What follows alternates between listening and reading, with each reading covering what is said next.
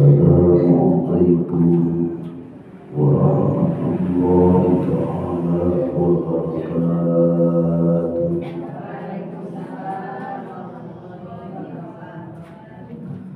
Alhamdulillahi wahdah, wassalatu wassalamu ala man la nabiyya ba'dah, wa ala alihi wa sahbihi.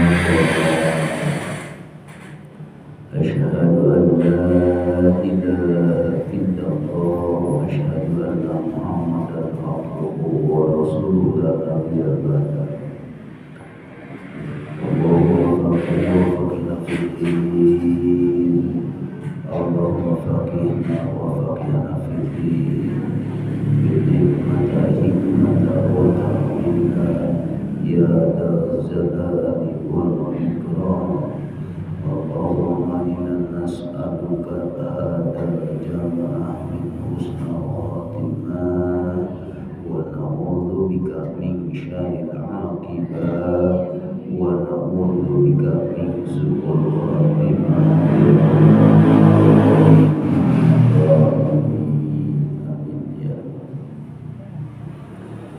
Para ibu suku kali Allah mahali jamaah mingguan syukur alhamdulillah.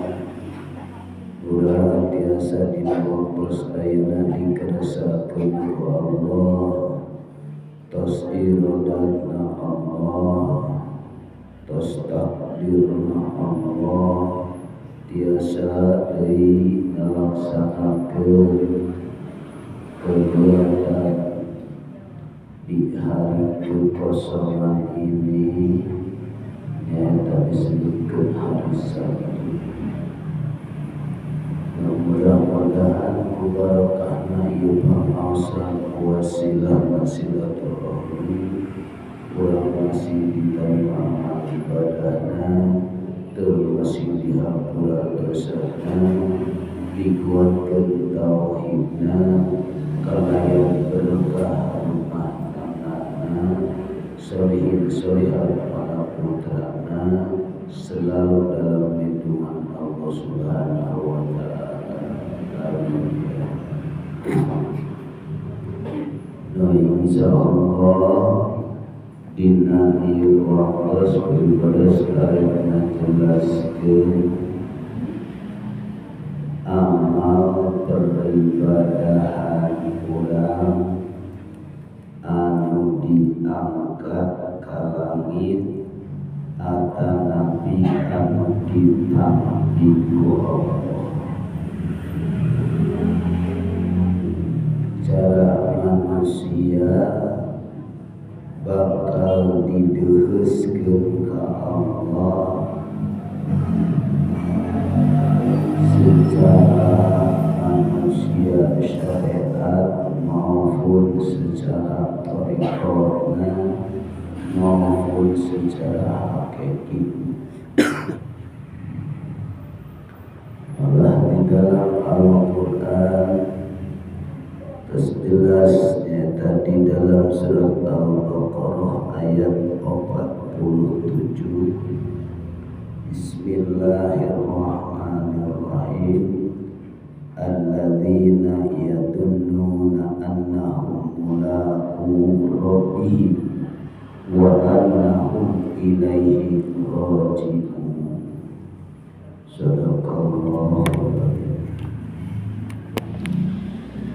Ieu salah satu merupakan amal anu setiap amal peribadahan anu selama ieu ku urang dilakukeun sampai ka ayeuna, apakah ibadah urang hubitat a'maluhum, ditolak amalna, atanapi makruh diterima amalna. Jadi purikannya dari sekarang amal peribadahan kurang diterima atau tidaknya, jangan besok sekarang ketahui di dalam batin, yaitu membuka fathu robani, membuka rohani batin. Ketahuan sekarang amal peribadahan kurang diterima atau enggak. Nah insya Allah lamun geus ketahuan diterima atau enggak nama kata mudah-mudahan itu di dalam hati sudah tidak ada. Yakin bakal diterima amal ibadah. Ibadah nu disebutkeun rek berbentuk apapun, atanapi mangrupakeun sedekah, atanapi mangrupakeun ngaji, atanapi mangrupakeun salat, atanapi mangrupakeun ngaji Quran atau tahlil atau tahmid atau baca Al-Quran, atanapi nu kurang selalu dilagamkeun, atanapi selalu didawamkeun, bakal diterima atau moalna sedengkeun salat atanapi ibadah berbentuk ngaji diangkat ke langit ketika urang ngalaksanakeun tos beres, atanapi posisina lagi ngalaksanakeun salat. Nah di dieu urang bahas secara langit syariat ataupun langit hakikat. Langit syariat yaitu berfikirna secara manusiawi atau secara umum adalah yang ada di atas, nyaeta anu selalu luhureun urang, nyaeta anu sampai ka 7 lapis langit ieu. Sedengkeun lamun salat urang ieu cerita daripada syariat heula, pemikiran kanyahoan atau enggak. Lamun langit kahiji ayeuna ditarima atau teu ditarima, di lapisan langit kahiji pun salat geus ditolak ku Allah, sedekah geus ditolak ku Allah, dibalikeun deui ka alam dunia. Sabab amal ibadah itu bukan disemayamkan di dunia, bukan diaurkeun di dunia, tapi bakal diangkat ka langit. Ngan pribados rek menceritakan daripada langitna langit syariat heula.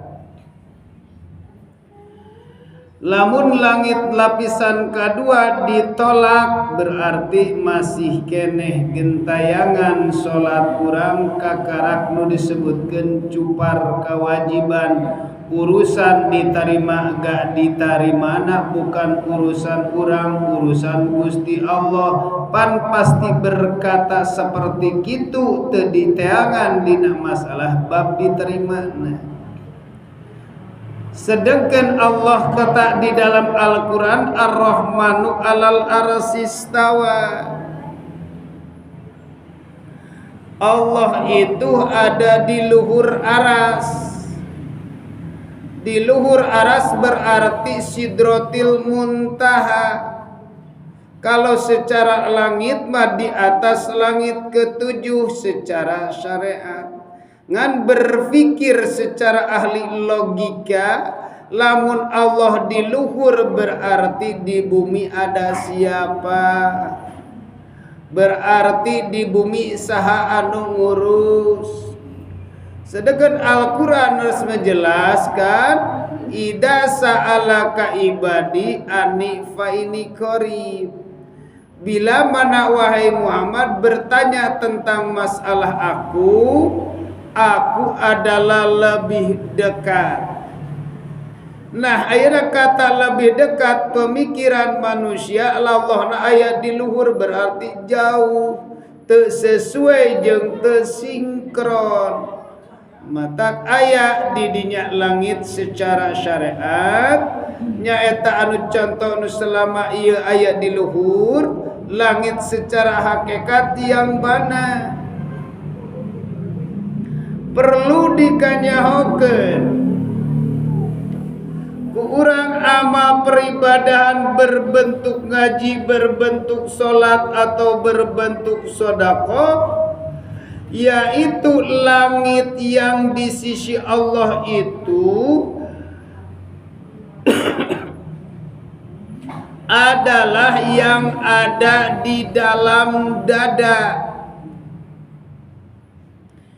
yaitu langit satu, langit kudrat, iradat, ilmu, hayat, sama basor, kalam. Itulah yang dikatakan langit di sisi Allah. Langit di sisi Allah, langit hakikat. Tahu di situ langit di sisi Allah yang 3 yang 7 itu. Nah, sidratil muntaha, sidrati itu adalah dada, muntaha tutup. Itulah yang tutup di dalam dada kita ini adalah sebagai tutupna hati. Sedangkan di dalam tubuh manusia ada darah, ada rasa, ada cahaya, ada sir atau ruh. Di dalam ruh ada sang hidup. Itulah kewujudannya Allah. Jadi berarti bila mana manusia melaksanakan ngaji, bila mana langit pertama kudrat adalah kuasa Allah, kari-kari di dalam batin ruhaniyah nak mengatakan akulah yang berkuasa, akulah yang bisa ngaji, akulah yang bisa ngaji. Maka amal peribadahan ibu, peribadahan amal perbuatan orang lamun dina hate masih kene merasa keakuanana kudratna manusia, yaitu habitats kubitats a'maluhum, maka ditolak di langit kahiji pun peribadahanana. Sakalipun ayeuna urang ngaji, sakalipun pribados ngalaksanakeun mengisi waktu dikatakeun ceramah, bila mana hati berkata di dalam hati bahwa ini kuasa na abdi atau nabi disebutkan kuasa na deden di dalam hati, ini pengajian langsung ditolak ku Allah, dibalikkan deui kana dirina merasa cupar kewajiban, ditolak. Itu amal ibadahna. Itu guru paham. Sekalipun bu ayeuna bila mana urang ngalaksanakeun sedekah, sedekah ayeuna berbentuk rek materi, sebesar apapun materi, sekecil apapun materi, mungkin orang kaya sodakohna agak besar, mungkin orang yang pas-pasan sodakohna ku receh urut ngerok tonggong atau nabi asup angin. Bisa seperti itu, bisa. Tapi bila mana manusia bersedekah ini berhubung di dalam hati nak merasa kaya, merasa benghar di dalam hati, yang disebutkan Fathur Rabbani, merasa benghar, maka ataupun merasa orang bisa sedekah karena orang mah loba duit matak sodakona arek banyak, maka amal peribadahan itu langit ke-1 hubitat, tidak bisa diangkat ke langit, termasuk sabab dina hate ngelain karena merasa dikartekeun ku Allah, tapi merasa orang-orang kaya. Berarti orang itu di sisi manusia tidak apa-apa, tapi di sisi Allah orang itu adalah sombong. Ini disebutkan amal diangkat ke langit. Jadi kembali, berarti khubitat sodakoh urang rek gede rek letik ditolak. Pangna nepi ka kaimah terus dibisikan ku golongan iblis di dalam dada, merasa urang mah sodakoh gede, mata sok muncul ria takabur kuburiasa tah eta jadi omong sodako tapi lain kalah nikmat kalahkeun jadi dosa. Itulah amal ibadah. Terus dina naon deui dina palebah amal ditolak. Sekalipun dina keur waktu salat akan berkata manusia cupar kewajiban. Nah, manusia ini adalah akan merasa cupar kewajiban dan perintah, tak sadar di dalam hati akan merasa kudrat kuasa di dalam hati, tak sadar itu kuasa dirinya sendiri. Uranglah yang bisa sholat, uranglah yang bisa ditaufik dan hidayah, padahal kita makhluk. Namanya juga makhluk mempunyai sifat, yaitu la haula wala quwata illa billah. Tidak bisa melakukan sholat, tidak bisa melakukan pertolongan. Yang bisa melakukan sholat yang sebenarnya tiada lain adalah hanya Sang Hidup yang bernama Allah. Itulah manusia. Jadi berarti sholat ibadah orang teh langit kahiji geus ditolak. Gentayangan dong, gentayangan. Marakayangan dong, marakayangan. Sholat teh kaitu ka dieu. Cara contoh pemikiran manusia, seharusnya sholat itu bertemu dengan Allah, ternyata selama ieu rek tahajud arek sedekah anu ditepungan ku rohaniah urang adalah kesenangan hawa nafsu, pujian atau pekerjaan. Nyatakah itu? Wujud di situ. Siapa yang wujud? Adalah dirinya sendiri. Ternyata diri pun tidak mengenal kepada Allah. Langit ke-1 sudah ditolak, bagaimana bisa nyampe langit kedua? Seandainya ayeuna langit kedua orang bisa nyampe langit kehiji geus mulai sadar bahwa orang kudratna Allah ayeuna dikudarkeun ku Allah, bisa datang ka dieu kudratna Allah, bisa ngaji kudratna Allah, terus ayeuna nyampe langit kahiji, maka naik langit kedua amal peribadah. Manakah langit kedua? Itulah tujuan irodatna Allah. Nah, tujuan ngaji ayeuna urang ka dieu tujuan orang sodako, tujuan orang tahajud, tujuan ayeuna orang berbuat baik. Apakah itu irodatnya Allah atau irodatnya manusia di dalam dada?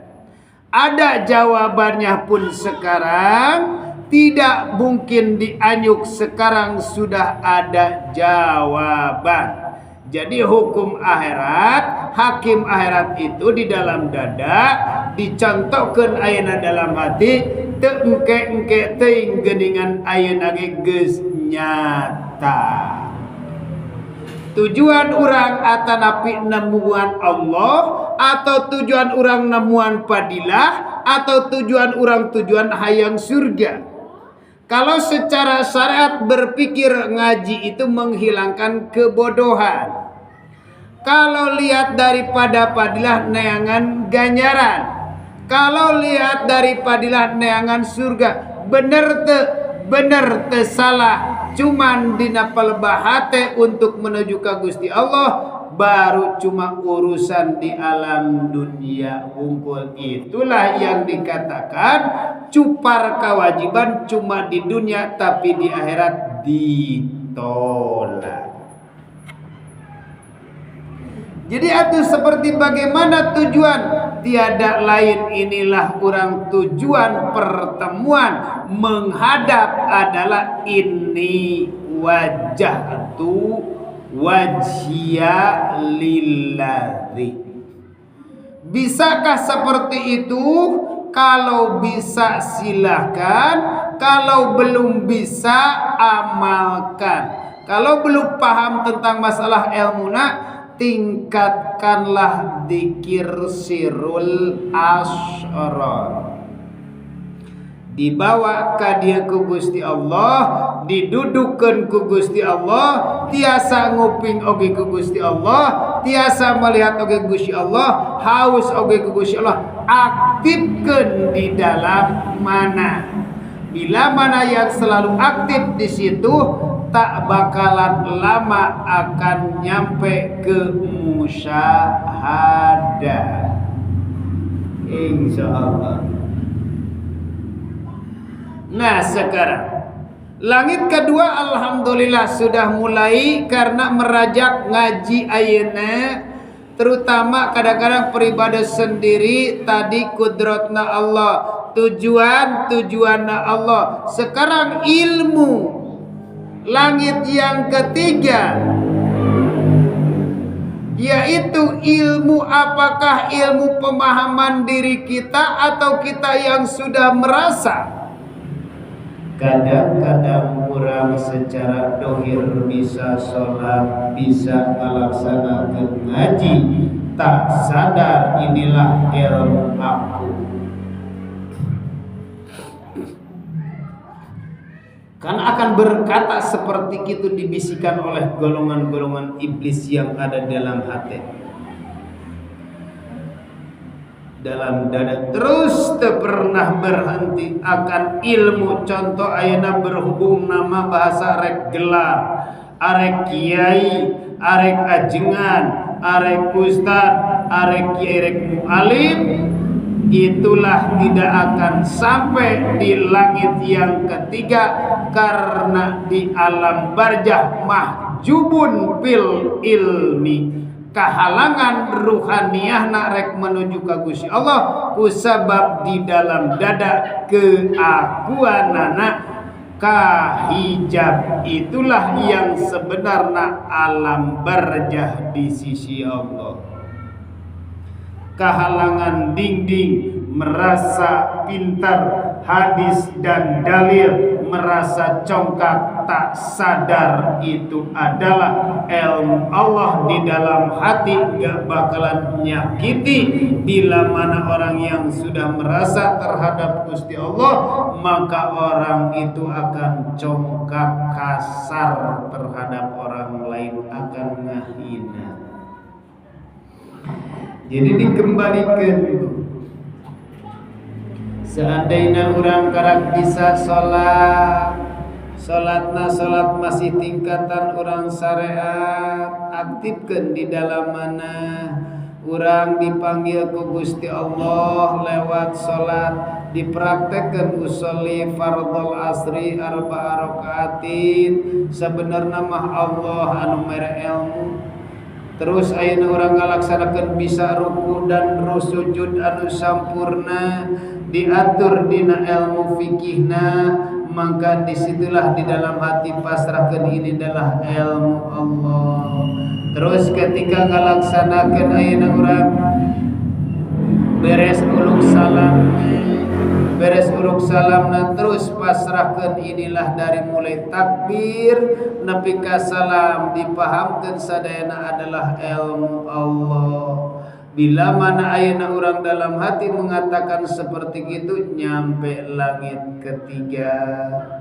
Salatna geus nyampe kana langit ketiga selalu diaktifkan di dalam dada akan diangkat ke langit, yaitu yang ketiga adalah ayeuna hayat, ilmu hayatnya hidup ini kade jangan sampai nepi ka di dahar itu buah huldi, jangan sampai itu di dalam dada kehidupan ini selalu dimakan. Sedangkan di dalam Al-Quran cek Allah telah menjelaskan Bismillahirrahmanirrahim wala taqrabah hadis sajarata fatakunanna minadh dhalimin.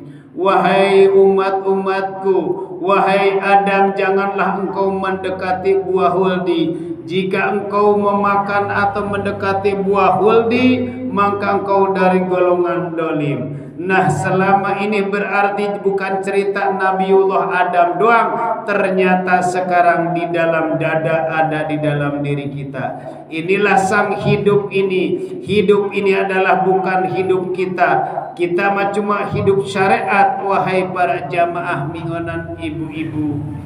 Bila mana ayeuna kehidupan selama ini kurang dilakukan sholat, ngaji maupun kerja nu lainna, itu adalah tiada lain kudrat Allah, iradatna Allah, ilmuna Allah, bahkan sampai ke sang hidupnya bukan hidup sifat, adalah bukan hidup syariat, tapi yang maha hidup. Itulah pohon khuldi, itulah pohon kehidupan, yaitu jangan dimakan di dalam dada. Jika dimakan merasa orang bisa teh, yaitu sama. Itulah Nabi Adam ngadegetan buah khuldi, itulah Nabi Siti Hawa ngadahar buah khuldi yang ada di dalam dada. Kata Allah, fatakunana minad dolim. Dolimlah anjeun turun ke alam dunia.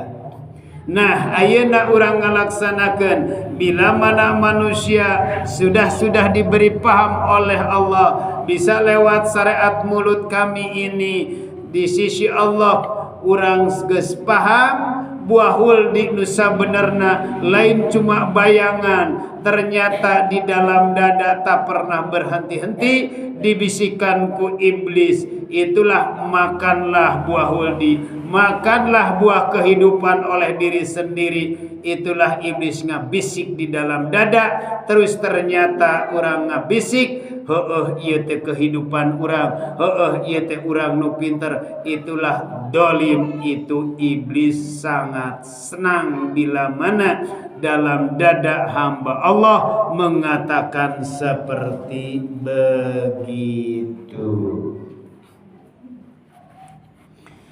Jadi insyaallah mau ngaji kembali kana bayangan, tapi ternyata kewujudannya dan merasakanlah baru nyampe langit keempat amal peribadahan sang hidup ini adalah orang bisa datang ngaji di bawah kuno hidup, orang bisa bercerita pun kuno hidup, orang bisa ningali ku sabab hidup natong di aku di dalam dada, tapi manusia cuma tugasna menghilangkan yu'minuna bil goibi, percaya kanu goib, tapi yang sebenarnya di sisi Allah mah anu goib itu adalah kita. La ilaha illallah, la mawjuda illallah. Nah, langit keempat bisa diterima, alhamdulillah. Hayat sama pendengaran, basor, kalam. Pendengaran pun jangan sampai sifat samiun basyirun, merasa di aku di dalam dada kami sudah mendengar, dalam hati ternyata pendengaran samiun basyir. Nah, ari mata dohir mah sama basor kalam. Sama adalah telinga dohir, basor adalah penglihatan mata dohir. Tapi kalau sami'un basirun mah, sami'un pendengaran ruhaniah, basirun penglihatan adalah ruhaniah. Bila mana ayeuna orang merasa seperti itu, selalu dikembalikan kepada Allah. Terakhir karena ucapan dikembalikan, mata nyampe karena kalamullah. Nah, dari mulai langit ke-1 sampai langit ke-7, yaitu sampai kalam, semuanya aktif di dalam dada kita menerima sifat, yaitu makhluk dibawa dengan segala-gala kudu sang hidup atau Gusti Allah. Itulah amal peribadahan yang diangkat ke langit, baru sidratil muntaha. Nyampe lah bu, diangkatlah bu, sodakoh urang rek 1000, 2000, 3000 oge, langsung diangkat ku Allah, langsung ke langit. Di dalam hati kade, bila mana keluar di lepas pengajian iya, bila mana ayah sedikit bisikan-bisikan iblis di dalam hati, munculkan mempunyai sifat makhluk yaeta la haula wala quwata illa billah. Terus tong eureun-eureun aktifkeun dikir sirul asrar, dorong dengan dikir napas, yaitu adalah hu Allah. Itu setiap apapun amal peribadan ibu, sekecil apapun baca tahlil, baca tahmid, rek istighfar, terus disampaikan kanu langit ke-7, itu istighfar diterima, itu sholawat diterima di sisi Allah. Semuanya itu baru amal peribadahan anu bakal diangkat ke langit. Engke mah badan urang diangkat ke langit. Nah, bila mana paham dina palebah amal pun geus paham, badan akan ditempatkan ku Gusti Allah di sisi na, yaitu disebutna surgana Allah. Insyaallah kalau sudah paham, alhamdulillah. Allahumma shalli ala sayyidina wa asli zalimin wa ahrizna min bainihim salimin wa ala alihi wa sahbihi. Allahumma shalli ala sayyidina wa asli li